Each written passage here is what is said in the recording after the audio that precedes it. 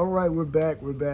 So, new defensive coordinator hired Corey Heatherman, I believe is the pronunciation of his name.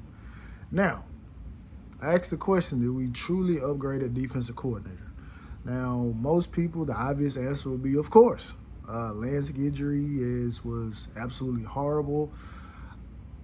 People have looked at film to say that the defense looked discombobulated. And like I said, I addressed this on my last video in which I said there were literally 4 former NFL players on that staff. And I mean, that was just bad. You know what I mean? It was bad in terms of just some of the basic things, you know what I mean, in terms of just communication, not understanding certain aspects, guys dropping back in coverage from the defensive line, which I don't have a problem with personally, right? Because again, we can look at on paper perceived talent and what guys can do or what they're supposed to be able to do, but unless the guys are actually doing it in the game or the coaches feel confident enough to do it in the game, then I mean, it is what it is. Of course, the insiders are now noting that, well, there was some type of rift between Jason Taylor and, Lance Guidry. And I recall this same type of rift occurred when Coach Cool was here and Manny Diaz was here those first 2 years in which, again, Coach Cool was a massive hire by Mark Richt, right? Obviously, we knew what he had done at the University of Missouri in terms of developing some first-round draft picks. And obviously, in his 2 years here at Miami, our defensive line looked really well. I know Manny Diaz gets a lot of credit for bringing back the 4-3 defense, but I do think that a lot of credit actually should have gone to Coach Cool as well because of just his track record and his pedigree of just producing great defensive lines, and not even at a premier location, the University of Missouri. But getting back to this, right? So, I saw something and I just said, "Oh my goodness!" I mean, is this where the line in the sand is being drawn? So now the line in the sand is, well, unlike Guidry, he produced the top 10 defense at the Power 4 level, so that makes it better than Guidry. And I'm like, no, it doesn't. It doesn't work that way. It doesn't work that way, right? You look at the schedule that Minnesota played. It was a little bit less. It was a little bit less tough than what they played the previous year. I did the liberty of looking back a couple of years to kind of see, where Minnesota defense was, because obviously I watch a lot of football, but I mostly focus on the Hurricanes. But I had recalled Minnesota having some stout defenses, in some previous years, but I was able to actually go back and confirm as such.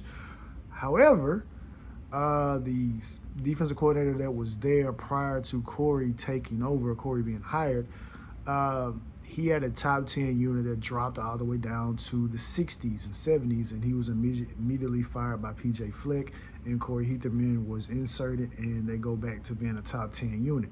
So I'm just trying to think to myself, was it just more so? I mean, I don't know exactly what went on up there. Where there was some injuries, were there guys that graduated, the guys leave or something like that, because the previous DC he was there as an actual defensive coordinator for 4 years, even though it shows he was hired in 2018, but he was hired from an interim basis. So technically his first season was like 2019-2020 season. So from a season perspective, he coordinated the defense for 4 years, and 3 out of the 4 years he was there, they were a top 10 unit. His last year there, they dropped all the way down to where they were. So, I mean, obviously there was some, he may have run the same defense that the previous guy ran, because kind of looking at the coaching hires up there, PJ Fleck did hire a guy that Corey Heatherman worked under for the most of his majority when he was at Maine. I can't pronounce the guy's last name, but he was a defensive coordinator. He was pretty good in that role as well. But again, not to go through all of that, you know what I mean? The hire does not come as a surprise to me. I told you what I would be surprised by. I told you I would be surprised if he actually went out and hired a guy that I felt like would be able to stand up to him. So I don't see that, right? I'm not saying he's gonna be a go along to get along type of guy. Not gonna say that. I don't know the guy, but just based on what the resume looks like, he's not necessarily in a position to just maybe toss his weight around. Now, the adage is, okay, what does his position coaches look like? Now, I just saw Jason Taylor. Someone posted a picture of Jason Taylor on move-in day sitting down talking to one of the defensive linemen.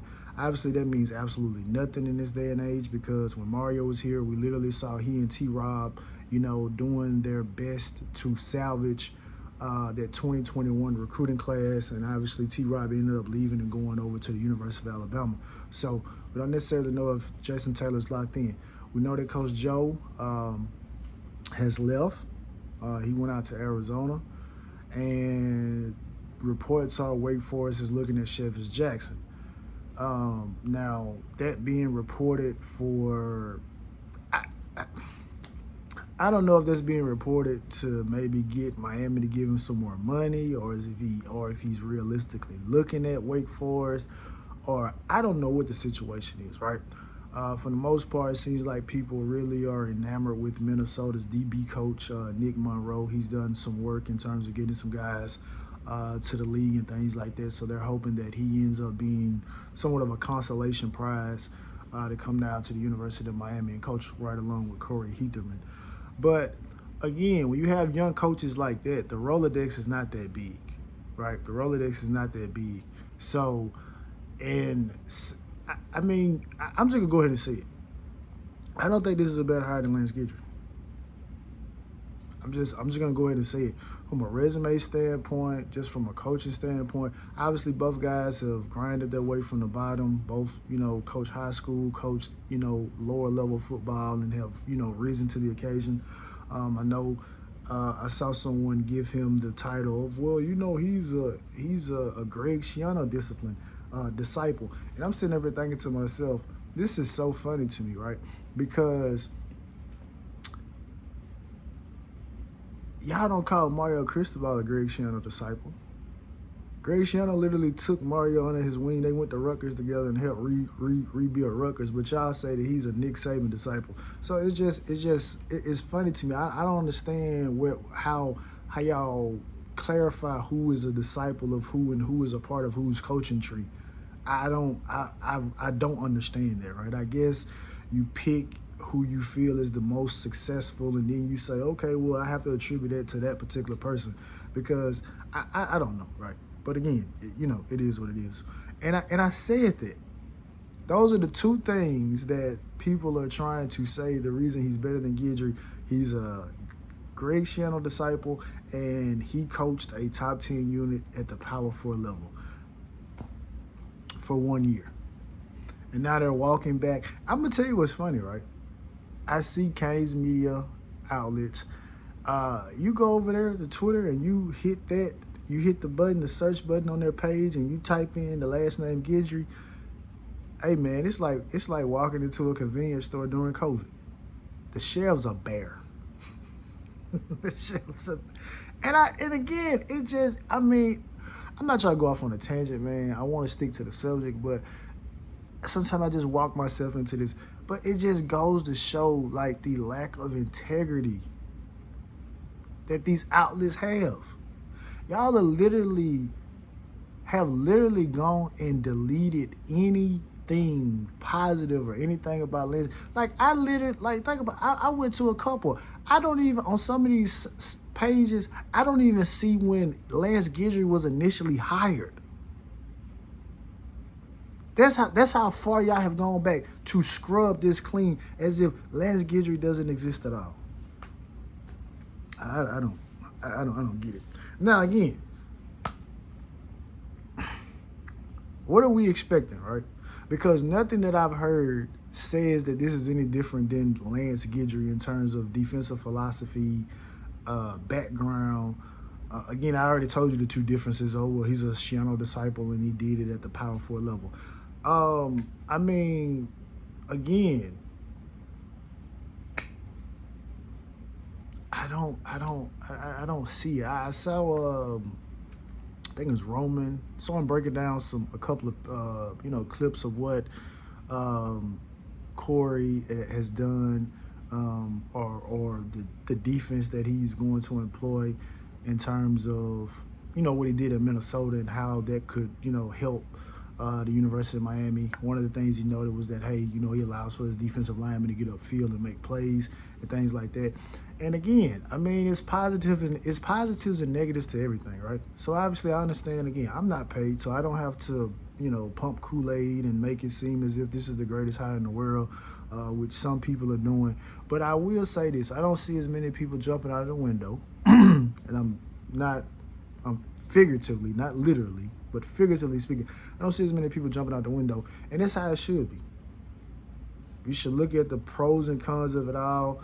Don't be like the cult members who are just, I mean, literally, I saw someone literally say, we lied about Lance Guidry. This is the real thing now. And I'm like,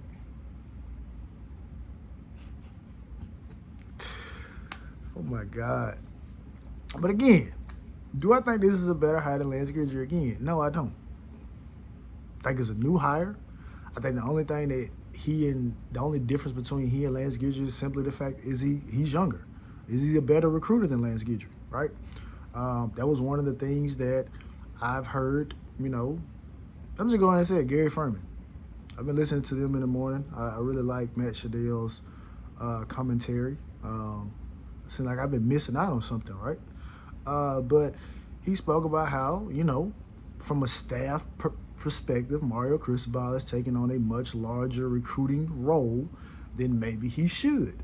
So again, it begs the question, will Corey Heatherman be good on the trail? Will he be able to sell things in the portal, right? So again, because the name of the game is still talent acquisition at the end of the day, whether it's via portal, whether it's via high school recruiting, you still have to get the dogs to, go out and handle what you're doing. Now, again, we're going to have some guys that are on this defense that are going into their third defensive coordinator. Yes, we still do have some guys that were here under Kevin Steele. Then we have another crop of guys. This will be their second defensive coordinator, right? And then obviously we have some incoming guys. This will be their first defensive coordinator. So again, it's a lot of moving pieces to kind of see who's going to stay, who's going to be retained in terms of understanding verbiage. Again, I'm like Coach Hayes now. I'm getting hot. Because all last year was Lance Guidry is calling a defense that allows for the guys to play fast. It's not like Kevin Steele's defense. But now, apparently, Lance Guidry's defense was forcing the players to think too much, and now this defense is much more simplistic.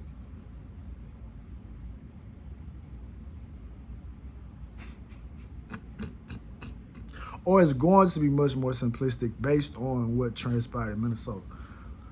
And I'm just like, oh my God, no integrity, man.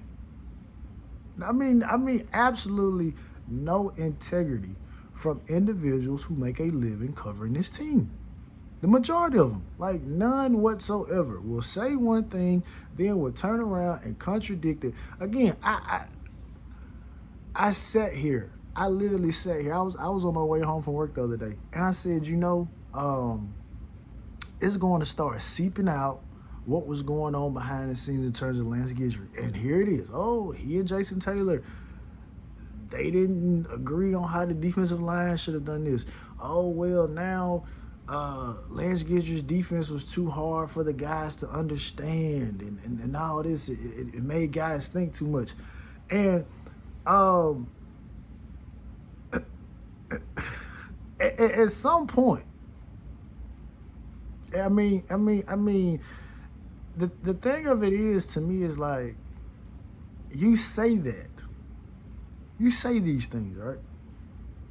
And again, I'm a person that I don't like blaming players. I don't, because I feel like that coaches get paid too much money, even with NIL, for certain levels of unpreparedness. But again, at the same time, it's like y'all are watching film just like the coaches are watching film.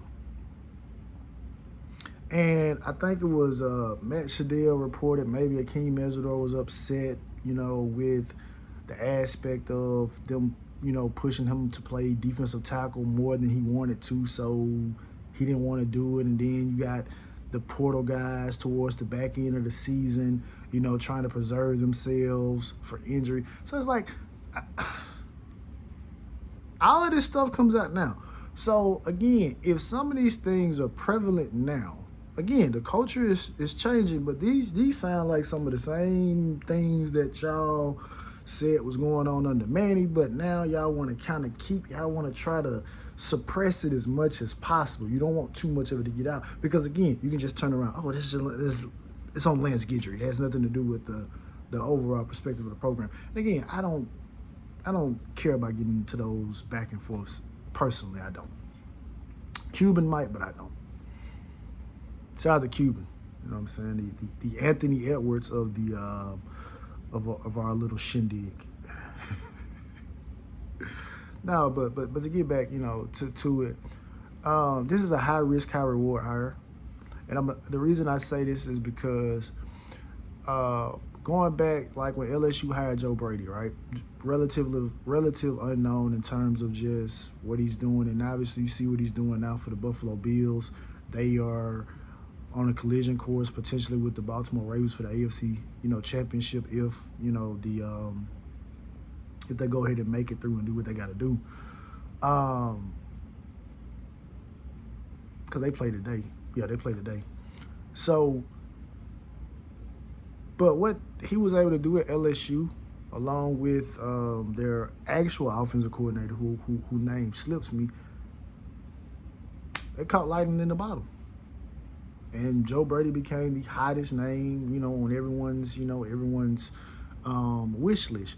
And I remember being on the message board, and individuals were like, "Man, why can't we make a hire like that? Why can't we, why we can't jump out and be one of those innovators like we've always been? Like, go out and hire an unknown guy and bring him in and turn him into a superstar." So we had the opportunity with Lance Guidry, and last year it looked like that's what it was gonna be. I mean, kind of looking back through Lance Guidry, he literally was nominated for the Bronze Award last year. He wasn't. I don't think he ended up being a finalist, but he was a name, and I was like, I completely forgot about this. So I mean, in general. So again, over the rest of since a new defensive coordinator is hired, more stuff will start seeping out about things that happened even going back to last year in terms of what actually went on with Lance Guidry at the University of Miami, things that they kept suppressed for, obviously, again, job security and stuff like this. And again, like I said, it just pushed the integrity into question even more. But all in all, it's a high risk, high reward. Again, another thing that this hire tells me is that the checkbook is not as open as individuals think it is, because again, you got to think about this. You're paying buyouts for people. Regardless, these people have money, but again, to keep money is not. I'm not in the business of wasting money, right? So probably broke the bank on that first staff, and you pretty much had to pay a crap ton in terms of buyouts. You just gave Lance Guidry a new deal last year, which may have put him into 7 figures, I suppose. And then maybe if Shannon Dawson, depending on how his deal is structured, his agent may come in and say, "Hey, look, I just coordinated the number 1 offense. I may want a little bit more money." Right? So, that's you gotta do what you gotta do with that. So this is not a hire that commanded. I saw someone say, "Oh, the DC hire, the number gonna be like $2 million." It's not a $2 million hire. It's not a $1 million hire. Now, obviously, the details of the deal probably won't be disclosed, but in reality, I'm sure he's making less than what we paid Cam Ward last year. because again, the resume does not dictate you doing it, because whatever buyout he had at Minnesota, you paid that buyout. Then you're gonna pay him whatever it is. I'm sure you're gonna pay him more than what he was making at Minnesota. As a matter of fact, I should have been more prepared. I'm probably gonna look it up because they usually have those salaries kind of public. So I'm interested to see what he made at Minnesota, because obviously it's gonna be a pay raise, and then obviously you can go to Florida, so no state taxes and stuff like that. So he's gonna make more in general anyway. But I highly doubt he's making anywhere close to $2 million, and I highly doubt he's making $1 million, because like I say, the resume just does not command that type of money. But again, these big boys, the Clint Hurts, the Campanellis, the Muschamp, the Schumann, the what's the man, Tony Banks from Tennessee. It's like these names are not names that are like they're not about to pay this type of money, because again, this will be the third defensive coordinator hire in 4 years. So, with that being said, I want to wrap the video up, and I want to just try to give a little bit more analysis. Then I'm out of here. We'll probably do a live. I might do a live tomorrow night, Monday or something like that, because I'm gonna be watching NFL football today. So I mean, I'm not gonna be, unless the last game of the day is kind of like a stinker, or if somebody does go live, I might hop on. It just depends. But like I said, high risk, high reward. Kind of give some pros and cons at the end of the day. Pro, he's a young guy, right? I'm sure he's hungry to prove himself, right? Again, you just coordinated the top 10 defense. So again, the expectation, again, like I say, expectations.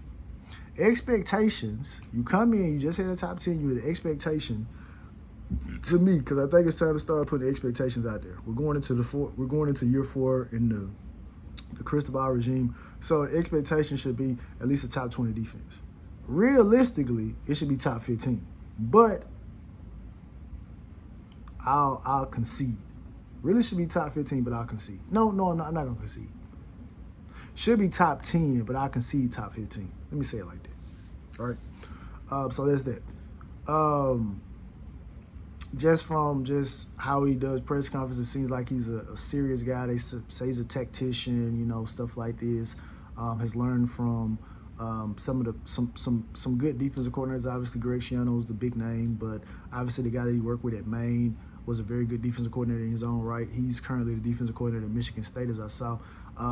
And as I watched Michigan State this year, there were some things that I noticed about that unit. Obviously, they weren't as talented as they need be, but I will note some things. I believe, I don't have my notebook, but they were getting after the passer early on in the season. They were getting a lot of hurries. They were racking up some sacks, I believe, and even in the game where they played FAU, I think they may have got like 7 sacks that game. So obviously, he's learned from that guy. So, and that defense line, they did get up the field, right? They did get up the field. With that being said, we do have there's going to have to be there's going to have to be a decision made with Ruben Payne, whether or not he's going to play on the outside or they're going to kick him on the inside. So that's going to be interesting to kind of see. Got some good young talent to work with, you know what I mean? So more athletic linebackers, stuff like that. So again, to me, it's just going to be about he's stepping into a defensive unit that is older than what Kevin Steele and Lance Guidry got their first years, right? So that's a pro in itself, right? So you have a lot of guys that are going to be, well, not a lot of guys, because a lot of guys from the recruiting classes haven't stuck around, but you still have some pieces that have played a lot of football, whether that's at a previous location or here at the University of Miami. So you should have some veterans on the defense, right? Some guys that should be able to teach the guys how to study and understand concepts and things like that. But again, like I said, some of these guys, it's gonna, to me, a lot of this is gonna be about how quickly the transfers, as well as the guys that are currently on roster, how quickly can they erase defensive calls, as well as certain things from the previous coordinators and from their previous location. How quickly can they erase that and get to the system that he wants to run? Now, obviously, they say that it's going to be simple, but again, it's the honeymoon phase, so you have to say stuff like that. But again, one thing about college football defense, it's not simple. It can't be simple. It can't be. The reason it can't be is because offenses are doing so much. They are this close to, like, in many aspects, like breaking the rules in terms of some of the formations they come out with, some of the motions and stuff that they do. They're right there at the edge. So you can't have a simple defense. You have to have some very high IQ guys in the building that can pick up some of these things and relay messages back and stuff like that. And one more thing I will say, it's going to be interesting to see who actually gets the green sticker this upcoming season. Obviously, most people would say obviously it has to be Popo Aguirre because he looks to be the guy that's going to step in and replace Kiko Marinoa, or it could be Wes Passant. So I do think that's going to be very important, right? So, but those are the pros. The cons are, like I said, being a young guy like that, the Rolodex is not that big, so it's gonna be kind of one of those aspects of how many hires is he gonna make, or is this gonna be a situation similar to how it's been the past 2 years in which, well, past 3 years, should I say, where Mario Cristobal makes the hires. So you have that. Another con is gonna be, like I said, the guys, which I already said, the guys, how quickly can they erase what they had in their mind from the previous defensive coordinators and get to learning this. But like I said, in conclusion, man, I don't think this is an upgrade hire over Lance Guidry. I really don't. For the simple fact, the same way I feel about Lance Guidry. Just this 1 year of success. And obviously even as his tenure at James Madison, right, which that was a G5. I think James Madison ended up being like a top 5 defense when he was the defensive coordinator under Kirk Cignetti. So you have that. But I don't see this as being a better hire. I don't see anything that, from what I've seen from the breakdowns, I don't see anything that he does differently than Lance Guidry. Right, Lance Guidry was said to be aggressive. Lance Guidry was said to do this. There was literally a video posted of Lance Guidry talking about his time in high school and how he's able to take time, take instances from that and show guys how to do the job correctly. And obviously that didn't work out this year. That's for doggone sure. But, I mean, I don't see any difference. Like I said, the only difference is he's younger. Right, he's younger. I don't know if he's a fiery guy, so I don't necessarily know. But I don't see this as a better hire than Lance Guidry. But at the end of the day, Lance Guidry, unfortunately, your unit it didn't look anything like the rankings, right? And I'm sure we'll be going into more detail in this about more videos, but this is just my initial thoughts to it. Let me know what you think in the comments, man. I mean, I know some people are probably excited about this, but I do, like I said, I do see some people that are hesitant. They're in wait and see mode, and that's really how I am, right? I may come off as a little, as they say, negative Nancy, which I don't like those type of terms. I like to look at myself more as of a person that I want to put all the context out there, right? You know what I mean? So he got it out the way. This was a much quicker hire than Coach Cristobal has made in the past. So that may be good, that may be bad. I don't know. But like I said, in closing, you media outlets, y'all have no integrity. Y'all lie, and y'all take advantage of people for money. Like y'all. So that being said, man, I'm out, man. Peace. Like I say, man, hit the like button, comment, share, subscribe. It's 2025, man. We're gonna try to pump this stuff out, man. I'm trying to get to 1,000 subs before the year is over, or at least before summer. I want to be to 1,000 subs before the season starts. So we're gonna get back to it, man. So peace.